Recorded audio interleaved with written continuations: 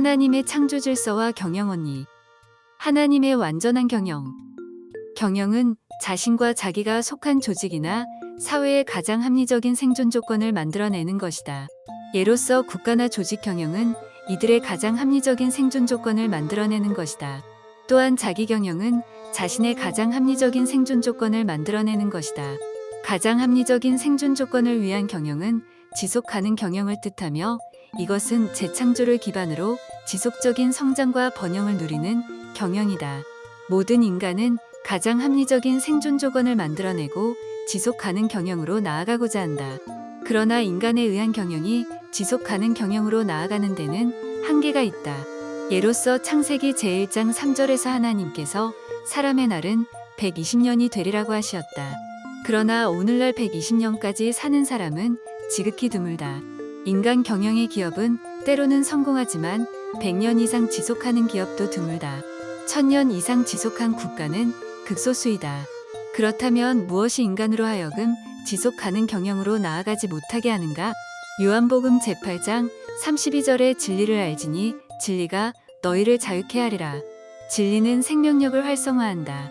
생명력은 단순히 살아있는 것이 아니라 살아있을 뿐만 아니라 스스로 변화하여 다른 것에 긍정적 영향을 미치는 힘이다.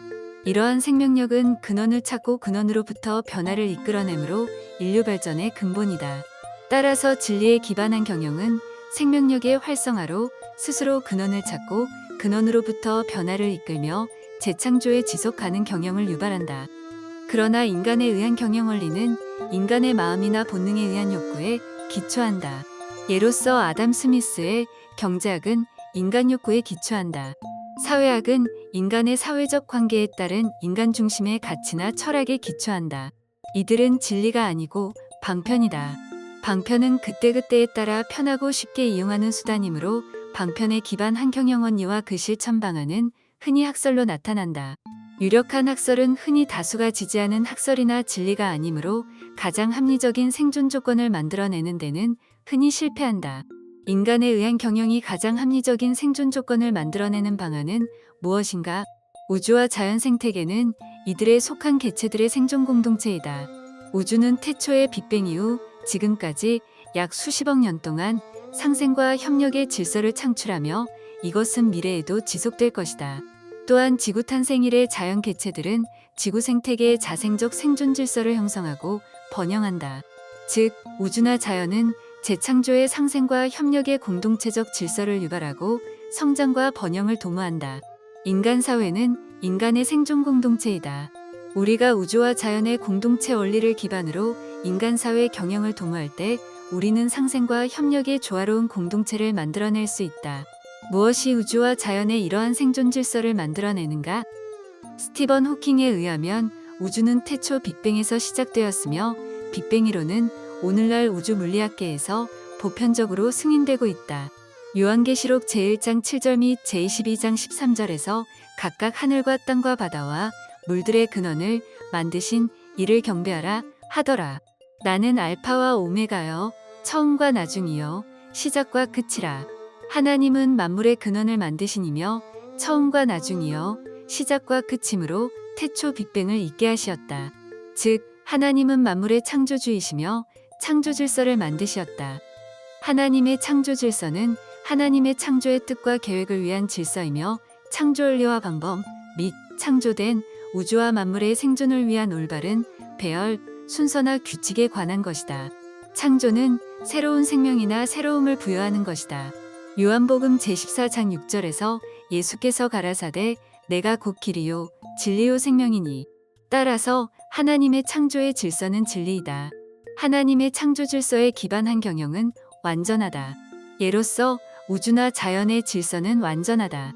진리에 기초한 학문은 예측과 통제 가능하여 인간을 이롭게 한다. 자연과학은 하나님의 창조 질서에 기초를 둔다. 예로서 뉴턴 역학은 인간을 우주여행을 가능케 한다. 물체의 운동을 정확하게 예측 가능하게 한다. 예측과 통제 가능 경영은 가장 합리적인 생존 조건을 만들고 지속 가능 경영을 유발한다. 하나님은 진리이시고 창조 질서는 하나님 것이므로 진리이다. 따라서 인간이 자신의 욕구, 가치나 철학에서 떠나 하나님의 창조 질서를 기반으로 경영을 도모할 때 인간은 가장 합리적인 생존 조건을 형성하고 지속 가능 경영으로 나아갈 수 있다. 이것을 위해서는 하나님의 창조 질서에 대한 충분한 이해가 있어야 한다. 하나님의 창조 질서의 접근 방안은 무엇인가? 우리는 그림이나 문학을 통해서 작가의 생각이나 철학을 알 수 있다. 이것과 같이 창조주인 하나님의 작품을 통해서 우리는 창조 질서를 알 수 있다. 디모데후서 36에서 모든 성경은 하나님의 감동으로 된 것으로 예수님께서는 요한복음 제6장 39절에서 성경을 상고하거니와 이 성경이 곧 내게 대하여 증거하는 것이라. 즉, 성경은 하나님의 작품이며 예수님을 증거한다. 로마서 제1장 20절에서 창세로부터 그의 보이지 아니하는 것들, 곧 그의 영원하신 능력과 신성이 그가 만드신 만물에 분명히 보여 알려졌나니. 요한복음 16장 13절에서 진리의 성령이 오시면 그가 너희를 모든 진리 가운데로 인도하시리니. 따라서 우리는 성경, 자연과학이나 성령님을 통해 하나님의 창조 질서 즉 진리를 알 수 있다. 지적한 것과 같이 하나님의 창조 질서에 기반한 경영은 완전하다. 또한 성경과 자연과학은 하나님의 창조 질서에 관계하므로 이들에 기반한 경영이나 사회과학은 우리를 완전한 경영과 완전한 사회로 나아가게 한다. 또한 이러한 과정에서 성령님의 인도하심을 따를 때 우리는 가장 합리적인 생존 조건을 만들어내고 지속 가능 경영으로 나아갈 수 있다. 본 칼럼은 성경과 자연과학에 기반한 하나님의 창조 질서 및 성령님의 인도함을 따르는 경영 원리와 실천 방안을 제시함으로써 국가, 개인, 조직 등과 같은 사회 주체들의 가장 합리적인 생존 조건, 즉 지속 가능 경영을 도모하고자 한다. 욕구나 가치 기반 인간의 경영은 불완전하다. 창조 질서 기반 하나님의 경영은 완전하다. 이제 전체 내용을 요약해 보겠습니다. 1. 경영의 본질. 경영이란 가장 합리적인 생존 조건을 만들어내는 일입니다. 국가 경영도, 기업 경영도, 자기 경영도 결국 지속 가능하게 살아갈 수 있는 조건을 만드는 과정입니다. 2. 인간 경영의 한계.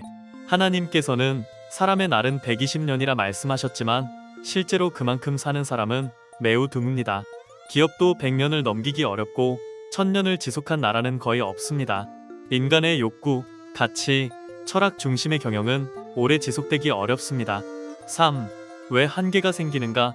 인간의 경영은 욕구, 감정, 철학에 쉽게 흔들립니다. 경제학과 사회학 등의 이론도 대부분 방편, 즉 상황에 따라 편의적으로 사용하는 이론일 뿐 진리가 아닙니다. 그래서 지속 가능한 경영으로 이어지지 못합니다. 4. 지속 가능 경영의 비밀 진리. 요한복음 8장 32절은 말합니다. 진리를 알지니 진리가 너희를 자유케 하리라.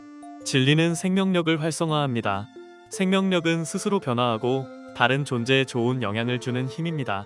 따라서 진리에 기반한 경영은 근원을 찾고 근원에서 새로운 재창조를 이끌어내는 경영입니다. 5. 우주와 자연이 보여주는 완전한 경영. 우주는 빅뱅 이후 수십억 년 동안 상생과 협력의 질서로 유지되고 있습니다. 자연 생태계 역시 조화로운 생존 공동체를 이루며 번영합니다. 우주와 자연은 하나님의 창조 질서가 작동하는 완전한 경영 시스템입니다. 6. 창조 질서, 진리. 하나님은 알파와 오메가이시며 모든 것의 시작과 끝이 되십니다. 하나님의 창조 질서는 진리이며 완전한 질서입니다. 자연과학의 뉴턴 역학은 이 창조 질서를 발견하여 인간의 삶을 돕습니다. 진리에 기초한 경영은 예측 가능하고 통제 가능하며 지속 가능합니다. 7. 인간이 완전한 경영으로 나아가는 길. 우리는 성경을 통해, 자연과학을 통해, 성령님의 인도하심을 통해 하나님의 창조 질서를 이해할 수 있습니다. 결론 요약을 해보겠습니다. 욕구와 가치에 기반한 인간의 경영은 불완전합니다. 하나님의 창조 질서에 기반한 경영은 완전합니다. 성경, 자연, 성령님의 인도하심을 따를 때 지속 가능한 경영이 가능합니다.